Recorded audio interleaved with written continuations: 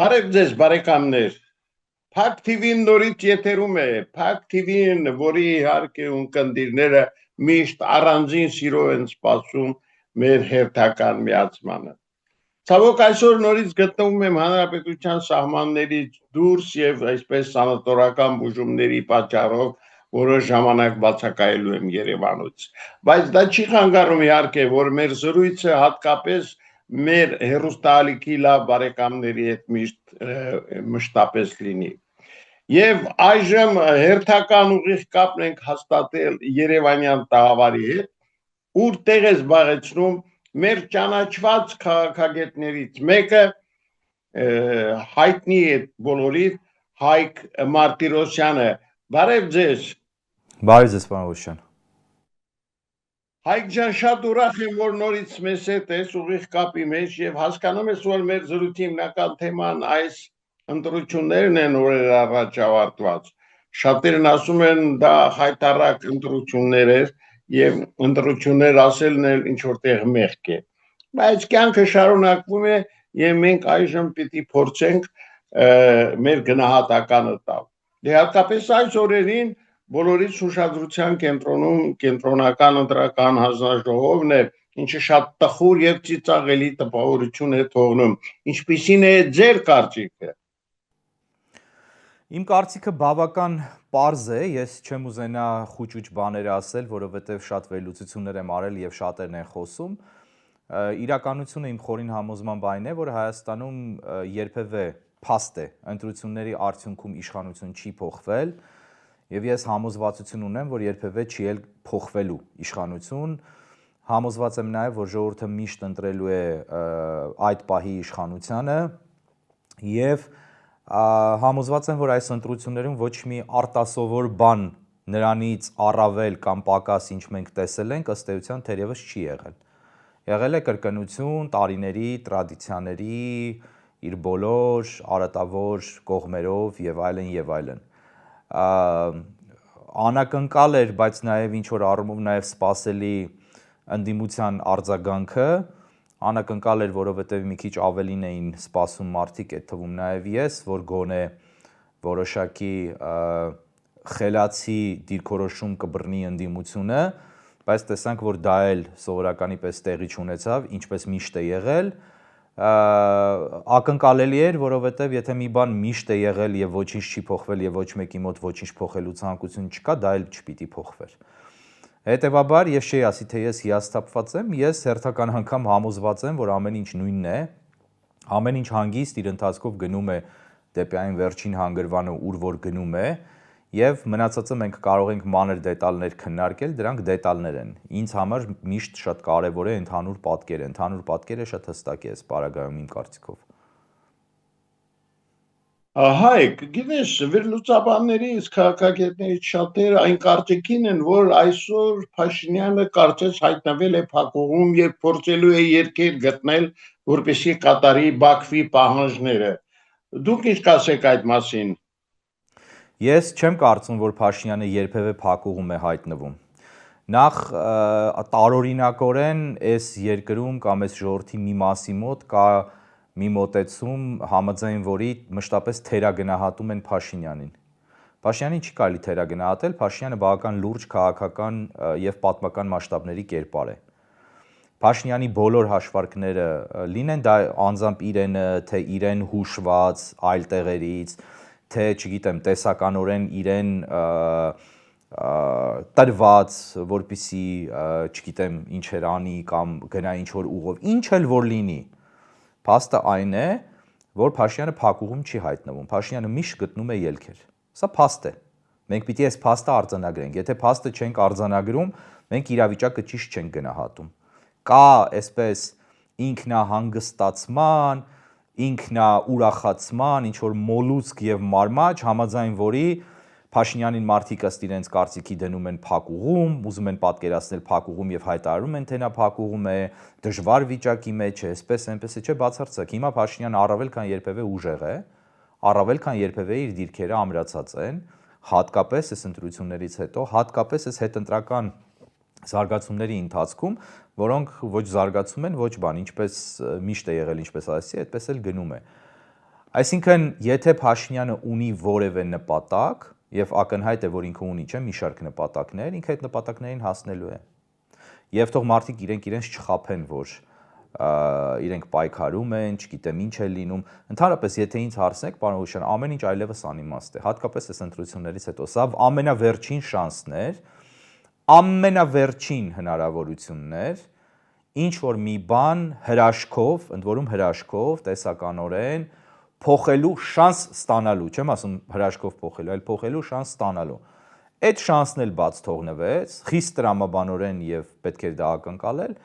եւ հիմա այլևս իմ կարծիքով ոչ մի շանս չկա որևէ բան փոխելու։ Հետեւաբար Փաշինյանը ամենևին փակուղում չի։ Փաշինյանը անելու է այն, ինչ ուզում է, եւ լինելու է այն, ինչ նա է ուզում։ Գիտես, շատերը հարցնում են այդ դեպքում ինչու դեռ չի ստացվել շնորհավորանք Ռուսաստանի Դաշնության նախագահի կողմից։ Սովորաբար, որպես կանոն, երբ Հայաստանում նմանատիպ ընտրություններ էին լինում, առաջիններից մեկը ընտրված այն ժամանակ դեռ նախագահներին շնորհավորում էր Վլադիմիր Պուտինը, բայց մինչև այսօր լռություն է, սա ինչով եք բացատրում։ Բացատրում եմ նրանով, ինչ ասել են բազմաթիվ անգամներ նախկինում, հատկապես վերջին օրերին, դա Ռուսաստանի թատերախաղի մաս է իմ կարծիքով, համաձայն որի Ռուսաստանը փորձում է ներկայացնել իբրև թե ինքը ճնշում է գործադրում Հայաստանի վրա, իբրև թե ինքը դժգոհ է Փաշինյանից, իբրև թե ինքը դժգոհ է Հայաստանի իշխանություններից, իբրև թե հայ-ռուսական հարաբերությունները փչացած են եւ ավելի են փչանում։ Ես համոզված եմ, համոզում ունեմ, համոզմունք ունեմ, որ դա այդպես է, որ դա այդ թատերախաղի մի մաս է, որ դա իրականում այդպես չի, բայց այդպես ներկայացվում է Ռուսաստանի կողմից եւ պատճառների մասին բազմաթիվ անգամներ խոսել եմ, այդպիսի մի որոշակի ցանկ կա իմ կարծիքով պատճառների եւ դրանց անդրադառնալ հիմա անիմաստ եմ համարում, բայց ես բացարձակապես դրան որևէ կարեւորություն չեմ տալիս այդ շնորհավորել չշնորհավորելու հանգամանքին։ Գիտեք, ասեցի, որ հատկապես վերջին օրերին բոլորից ուշադրության կենտրոնում կենտրոնական ընտրական հանձնաժողովի գործունեությունն է։ Շատերը իրենց բողոքն են արտահայտում, մենք տեսնում ենք, թե ինչ է կատարվում։ Ձեր կարծիքով այս ոլորտում ինչն է արտառոց։ Էլի արտառոց բան ես չեմ տեսնում, որովհետև կենտրոնական ընտրական հանձնաժողովի վարքագիծը տեղավորվում է իմ կարծիքով այն տրամաբանության մեջ, որը մենք տեսել ենք տարիներ շարունակ, տասնամյակներ շարունակ։ Այդտեղ էլ որևէ փոփոխություն չկա իմ կարծիքով։ Իմ տպավորությունն է, այսինքն ինչ էին ակնկալում։ Ինչ էին ակնկալում մարդիկ։ Կամ հիմա որ գնում են դիմեն սահմանադրական դատարան ոմանք, ինչ են ակնկալում։ Կամ որ մանդատները վերցնելու են գնան ընդդիմություն աշխատեն։ Ինչ են ակնկալում, որ ինչ է լինելու, ինչ են անելու։ Կարող են բազմաթիվ տասնյակ հարյուրավոր գուցե հեքիաթներ պատմել իրենց ակնկալիքների եւ իրենց ցանկությունների մասին, թե եւ ներկայացնել դա որպես իրականանալիք։ Այդպես չի լինելու, իհարկե այդպես չի լինելու։ Լինելու է, ինչ եղել է միշտ։ Ուղղակի այս պարագայում արդեն ամեն բան մոտենում է ավարտին։ Դե տեսեք, փաստորեն այս ընտրությունների արդյունքում ազգային ժողով անցան 3 քաղաքական ուժեր՝ ԿՊ-ն, Ուժեղ Հայաստան եւ Հայաստան դաշինքները։ Գագիկ Ծառուկյանի Բարգավաճ Հայաստանը, ինչպես ասում են, իշխանությունների ջանքերով մնաց խաղից դուրս վիճակում։ Այս կապակցությամբ ինչ կասեք, նույնպես սպասում եք նման զարգացումների։ Կարելի էր ենթադրել, որովհետև ակնհայտ էր, եթե Ծառուկյանի քաղաքական ուժը անցնում էր խորհրդարան, այդ դեպքում շատ ավելի էր բարդանում իշխանության խնդիրը ունենալ սահմանադրական մեծամասնություն եւ սահմանադրական փոփոխություններ կատարելու համար եւ այդպիսի բաց թողում իշխանության կողմից դժվար էր պատկերացնել։ Հետևաբար այդ խնդիրը կենտրոնական ընտրական հանձնաժողովը լուծեց այնպես, ինչպես լուծեց։ Ես դրանում էլ որևէ արտակարգ եւ արտառոց ինչ որ նորամուծություն չեմ տեսնում։ Ես տեսնում եմ, որ դա կատարվածի, մշտապես կատարվածի եւ այսօր կատարվողի տրամաբանական այդ շղթայի մի օղակ է։ Այնուամենայնիվ, որքանով էին օրինական այս ընտրությունները եւ արդյոք ճշումների ներքո հնարավոր են որ լինեն նաեւ վերահաշվարկներ։ Ես չեմ կարծում, որ որևէ վերահաշվարկ կլինի, ինչ վերաբերում է ընտրություններին, ես կրկին նայում եմ հիմա շատ ավելի վերևից, շատ ավելի մասշտաբային ընդհանուր պատկերին, ես որևէ անձամբ ես որևէ տարբերություն այս ընտրությունների եւ որևէ նախորդ ընտրությունների միջև չեմ տեսնում։ Ինչպես եղել է Հայաստանում, մշտապես այդ տրադիցիաները, այդ ավանդույթները շարունակվում են։ Տարբեր մետամորֆոզների է ենթարկվել, տարբեր ձևափոխումների է ենթարկվել ընտրությունների ընթացքը եւ process-ը Հայաստանում տարիների ընթացքում, բայց էությունը եւ բնույթը իմ կարծիքով չի փոխվել։ Հիմա ինչ ենք մենք զարմացած, իսկ ինչ էինք ակնկալում։ Այլ տիպի ընտրություններ էինք ակնկալում։ Ես այլ տիպի ընտրություններ չէի ակնկալում, անկեղծ ասած։ Դե ես գիտեմ որ դուք շատ այսպես թափ եք ամեն ինչին մոտենում եւ ձեր տեսակետները այնպեսին են որոնց հետ դժվար է չհամաձայնվելը, բայց այնուամենայնիվ ներքին խմորումներ կարող են լինել, որովհետեւ ընդդիմությունը հայտարարում է որ գնալու են միջև վերջ, դիմելու են սահմանադրական դատարան եւ փորձելու են փողոցի օգնությամբ թեկուզ հասնել իրենց ուզածին, որքանով է այս ծրագիրը իրեն արդարացնող։ Խոսեցի այդ մասին, դա տալու է 0 արդյունք։ Դա ավելի է ոչնչացնելու այս նոր եւ հին նոր ընդդիմության արդեն մեծ վնասներ կրող այսքանի օրերին իմիջը եւ ռեյտինգը եւ վարկը, բայց դե էլի ուրիշ բան չեմ էլ ակնկալում այլևս ես այսպիսի ընդդիմությունից, դա էլ է տրամաբանական։ Ամեն բան, պարոն Ղուշյան, ընթանում է տրամաբանության շրջանակներում, եղածի եւ ամեն բան ակնկալելի է։ Այսինքն ես որևէ արտակարգ բան իրականում չեմ տեսնում, որտեղ արտակարգ բան չկա։ Այս ամենը այնքան սովորական է արդեն Հայաստանի պատմության մեջ եւ Հայաստանի համար, որ որևէ բան, այսպես զարմանալ, բերանը բացել եւ ապշել չի էլ կարելի ինչ որ բանի վրա։ Կա այն ինչ կա, գնում է նորմալ իր ընթացքով դեպի վերջնական հանգրվան։ Իսկ որքանով է ճիշտ Փաշինյանի այս ագրեսիվ պահվածքը, ով միշտ փորձում է ահաբեկել, ոչ միայն վարկաբեկել, այլ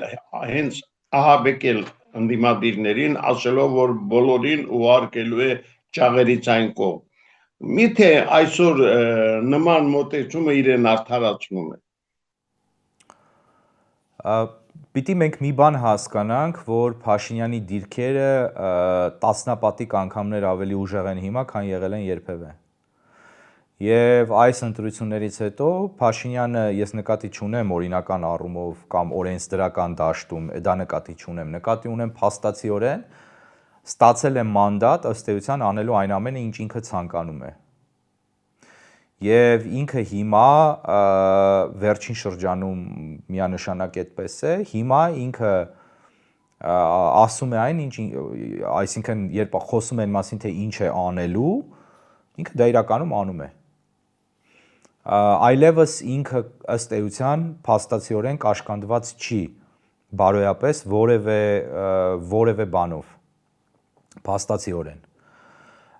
Բոլոր խաղակարտերը ըստ էության իր օգտին են։ Սեղանին դրված բոլոր խաղակարտերը իր օգտին են։ Եվ ինքը տեսավ նաև, որ ինքը ունի ժողովրդական լայն եւ լուրջ աջակցություն։ Եվ դա նույնպես փաստ է, որ մենք մեզ պիտի չխաբենք։ Մենք պիտի սա վերջնականապես ընդունենք եւ ես տեսնում եմ սոցիալական մեդիայում, որ շատերը դա սկսել են արդեն վերջապես հասկանալ եւ ընդունել։ Եվ այս համատեքստում ես կարծում եմ, որ շատ էլի վերլուծելու, մտածելու թեմա չկա։ Մարդը ասում է բաներ, ինքը անում է այդ բաները եւ իրեն հիմա ձեռընտու է լինել եւ այդ մասին ես գրառում եմ կատարել 3, իրեն հիմա ձեռընտու է լինել խիստ նախաձեռնողական, բավական կոշտ, ասել եւ անել իր հնչեցրած մտքերը մասնավորապես իր հակառակորդների հետ, դա իրեն ձեռընտու է։ Միգուցե ոչ միշտ եւ միգուցե ոչ բոլոր պարագաներում ձեռընտու է, բայց մեծ հաշվով դա ձեռընտու է։ Ամեն դեպքում իրենց Ռուսաստանից չպոկած ուժերի պարագայում դա շատ ձեռնտու է, մասնավորապես այդ ուժերի պարագայում։ Ակնհայտ է, որ Քոչարյանը լրիվ ռուսական ծիրում է, ըստ գնահատման, շատ-շատերի, այդ թվում եւ իմ։ Ակնհայտ է, որ Սամվել Կարապետյանին չհաջողվեց իրեն ներկայացնել որպես պրոարևմտյան կամ չուզեցավ լինել պրոարևմտյան եւ թույլ տվեց, որպեսզի ինքը ներկայացվի պրոռուսական ծիրում։ Ես այդքան էլ համոզված չեմ, որ ինքը պրոռուսական է, որտեվ եթե համոզված լինեի, ընդհանրապես իր հետ կապված որևէ դրական բան առնվազն չի ասի, եւ այնպես չի, որ ես չեմ հիասթափվել քաղաքական վարքագծից իր եւ իր ուժի, բայց պիտի հասկանանք, որ այդ մեծ սխալը կատարեցին եւ այդ սխալն էլ ակնկալելի էր։ Եվ հետեւաբար շատ խոցելի են իրենք այդ առումով։ Այսինքն մարդիկ չհասկացան, որ այնուամենայնիվ ինչպիսին էլ որ լինի, որտեղից եկող որ լինի սատարումը Նիկոլ Փաշինյանին, իսկ արտաքին գրեթե բոլոր կենտրոնները այս պահի դրությամբ սատարում էին եւ սատարում են Փաշինյանին, եւ սա նույնպես փաստ է։ Իրենք չհասկացան, որ իրենք կարող են իրենց դիրքերը լավարկել եւ շանսեր ունենալ քաղաքական լուրջ գործոն դառնալու կամ դառնալուց հետո մնալու միայն այն պարագայում, երբ իրենք իրոք իրականում անցնեն պրոարևմտյան դաշտ։ Դա ակնկալել, ասենք, Բարգավաճ Հայաստանից կամ Հայաստան դաշինքից անիմաստ է եւ անհեթեթություն է, բայց օրինակ ես կարծում եմ Կարապետյանենց թիմը կարող էր դա անել, բայց չարեց, որտեվ այնտեղ չեմ կարծում թե նորմալ թիմ կա, ընդհանրապես սկսենք այդտեղից, երկրորդ հերթին չեմ կարծում թե բավական քաղաքական կամ գեոպոլիտիկ իմաստնություն կամ գիտելիքներ կան այդ թիմում, ներառյալ վերևներում, այնպես որ այդ առումով նույնպես տրամաբանական է այն ամենը, ինչ լինում է։ Կրկնեմ, որ երրորդ անգամ արդեն այս հաղորդման ընթացքում, պարոն Ղուշյան, ամեն բան, ինչ տեղի ունենում, տրամաբանական է եւ թերևս կարելի էր ակնկալել։ Հայկ, գիտես, այնուամենայնիվ, որպես քաղաքագետի, ինչպիսին ես տեսնում Հայաստանի Հանրապետության եւ Ռուսաստանի Դաշնության առաջիկա համագործակցությունը, ինչ զարգացումներ կարող են լինել այստեղ։ Այդ համագործակցությունը մշտապես եղել է Փաշինյանի իշխանության տարիներին, նրանից առաջ է եղել, ուղղակի տարբեր ձևերով, տարբեր ֆորմատներով, տարբեր զարգացումներով, եւ այդպես էլ լինելու է մինչեւ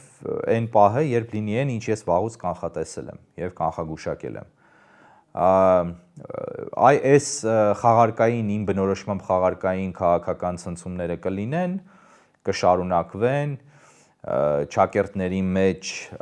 էլի իմ բնորոշմամբ խաղարկային ճնշումները Ռուսաստանի կողմից կշարունակվեն, բայց մենք տեսնում ենք, որ մարդիկ լավ էլ տարբեր միջոցառումների շփվում են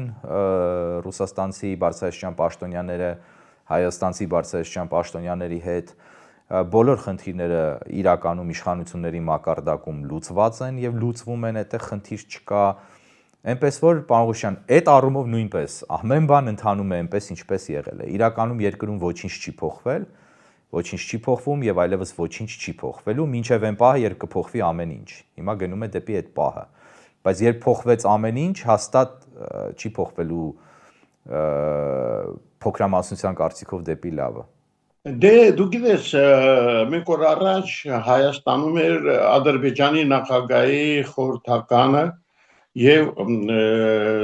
այնտեղ ինչ որ հարցեր քննարկվեցին, քո կարծիքով ինչ այց էր սա փաստորեն առաջին արտասահմանցի, այսպես ներկայացուցիչ այցներ Հայաստան, այդ Դիլիջանյան հանդիպման մասին ինչ կարող ես ասել։ Հիկմետ Հաջիևը, որքան հասկանում եմ, քաղաքական առումով Ադրբեջանում դե ֆակտո փաստացի առումով երկրորդ դեմքն է նախագահից եւ փոխնախագահից հետո։ Փաստական առումով դե նախագահ եւ փոխնախագահ ընտանիքի անդամներ են, ամուսիններ են, նրանցից հետո, որքան հասկանում եմ, Հիկմետ Հաջիևը երկրորդ գործուն կերպարն է կամ թվով երրորդը, եթե որպես անձ դիտարկենք։ Եվ բավական լուրջ պետական գործիչ է ադրբեջանական, որքան հայտնի է, բավական լուրջ մտածող է, բավական լուրջ հաշվարկող է եւ մեծ դերակատարում ունի Ադրբեջանի կառավարությունում եւ իշխանությունում եւ նախագահի հենարաններից մեկն է ըստ էության։ Այդ մարդու գալը Հայաստան չի կարող պատահական երևույթ լինել, դա նախ եւ առաջ ունի սիմվոլիկ բովանդակություն, որովհետեւ կարող էին հանդիպել մեկ այլ երկրում, թե ինչպիսի բովանդակություն ամենևին դժվար չի կռահելը։ Կարծում եմ, որ Դիլիջան գնալը զբոսնելը կապ ունի Դիլիջանի Ռուբեն Վարդանյանի անվան հետ ասոցիացիայի հետ, ասոցացման հետ, եւ նույնպես ցույց է տալիս դոմինացիայի, այսինքն գերակայության, այսպես բարոյական եւ սիմվոլիկ արկայություն իրենց կողմից, դա են փորձում ցույց տալ, եւ ինչ են խոսել, ինչ են քննարկել, ես չգիտեմ, որտեվ չեմ կարծում, թե պիտի Դիլիջանում հանդիպեին, նոր քննարկեին այն ինչ որ քննարկում են երկու կողմերը, Հայաստանի իշխանությունները եւ Ադրբեջանի իշխանությունները։ Համոզված եմ, որ ցանկացած պահի քննարկում են իրար հետ այն ամենը, ինչ ուզում են։ Եվ վերջին հարցը, մեր տարածաշրջանում տեղի ունեցող զարգացումների մասին խոսելով, չեն կարող չհիշատակել Միացյալ Նահանգներ Իրան հակամարտությունը, այն ինչպիսի վախճան կարող է ունենալ։ Այսօր արդեն կան հաղորդագրություններ, որ հուշագիր է նախապատրաստվում եւ ըստ էության ստորագրվելու է պայմանավորվածություն, համաձայն որի նախագահ Թրամփը հասնելու է իր հիմնական խնդրի լուծմանը, այսինքն միջուկային ծրագրից Իրանի ամբողջական հրաժարմանը, դրա դիմաց որոշակի քայլեր կատարելու է Միացյալ Նահանգները, մյուս կողմից իրանցիները խոսում են այն մասին, որ իրենց սառեցված որոշակի ֆինանսական խոշոր միջոցներ ապա սառեցվելու են եւ հետ են տրամադրվելու Իրանին, որոշ սանկցիաներ հնարավոր է որ հեռացվելու են, դեռևս տեքստը հայտնի չի, դեռևս պաշտոնապես ստորագրված չի, բայց արդեն կան խոսակցություններ, այստեղ շատ կարեւոր է Հորմոզի նեղուցի հարցը։ Իրանը պնդում է, որ այլևս նախկին ստատուս քվոն չի լինելու եւ այն չի համարվելու միայն միջազգային անցուղի, այլ այն վերահսկվելու է երկու պետությունների կողմից, Իրանի կողմից եւ Օմանի կողմից։ Միացյալ Նահանգների դիրքորոշումն էլ այն է, որ դա չի կարող այդպես լինել։ Հիմա ես կարծում եմ, իմ տպավորությամբ դա ամենակարևոր խնդիրն է այստեղ, եւ այդ խնդիրը լուծելուց հետո կամ դրա շուրջ պայմանավորվելուց հետո կամ թեկուզ բանավոր պայմանավորվելուց հետո կարծում եմ, որ հուշագիրը կստորագրվի այնուամենայնիվ։ Կարող է դա ձգվել եւս օրեր, շաբաթներ, բայց կարծում եմ, որ այսպես թե այնպես որևէ փաստաթուղթ կստորագրվի եւ որևէ համաձայնության կգան։ Պետք է հասկանանք, որ Իրանը գտնվում է տնտեսապես սարսափելի ծանր վիճակում, հատկապես այս պատերազմից հետո ռազմական առումով ջախջախված է, բայց քաղաքական, իշխանական եւ հասարակական առումով Իրանը մնաց բավական կայուն եւ անսասան։ Եվ իշխանությունը փորձում է ռիսկերը նվազեցնել եւ պահպանել իշխանությունը Իրանի ներսում, որովհետեւ հավելյալ ցնցումները կարող են Իրանի իշխանությունը փլուզել ներսից, որտեվ եթե սոցիալական վիճակը դառնա ուղղակի անտանելիագույն բնակչության համար դա դառնա անտանելիագույն իրավիճակ, ապա այստեղ վտանգները ներսից տասնապատկվելու են։ Հետևաբար Իրանի իշխանություններին ձեռնտու է գնալ գործարքի։ Միացյալ Նահանգներին նույնպես ձեռնտու է գնալ գործարքի, որովհետև հսկական ռազմական ռեսուրսներ են ծախսվել, քաղաքական առումով վիճակը երկրում բավական լարված է, միջնաժամկետ ընտրությունները մոտենում են օրորի, շաբաթ առ շաբաթ, եւ նախագահին եւ այս սպիտակ տանը ամենևին ձեռնտու չէ երկարաձգել այս կոնֆլիկտը։ Մյուս կողմից նավթի գների խնդիրը կա, որոնք ազդում են արդեն համաշխարհային տնտեսության վրա։ Այդ խնդիրը կարգավորելու համար Թրամփի վարչակազմը նույնպես հստակ հասկանում է եւ ճշմարտացիորեն հասկանում է, որ անվերջ շարունակել կոնֆլիկտը օգտակար չի լինելու ոչ Միացյալ Նահանգների համար, ոչ վարչակազմի համար։ Դրա համար այս հուշագրի ստորագրումը եւ կոչվում է memorandum, այսինքն հուշագիր, կարելի է ակնկալել։ Լավ, շնորհակալ եմ Հայկ այսօրվա կապի համար, մեր ուղիղ կապը սիրելի բարեկամներ հիշեցնեմ, որ մեր քաղաքագետ Հայկ Մարտիրոսյանի հետ էր, ով Երևանյան մեր տաղավարում էր, իսկ ես ուզում եմ շնորհակալություն հայտնել բոլոր նրանց, ովքեր այս պահին մեզ հետ էին, դիտում էին մեր ծրագիրը, լավ մնացեք, հուսանք, որ առաջիկայում մեզ այնուամենայնիվ հաճելի օրեր են սպասվում։ Այսօր այսքանը, ցտեսություն։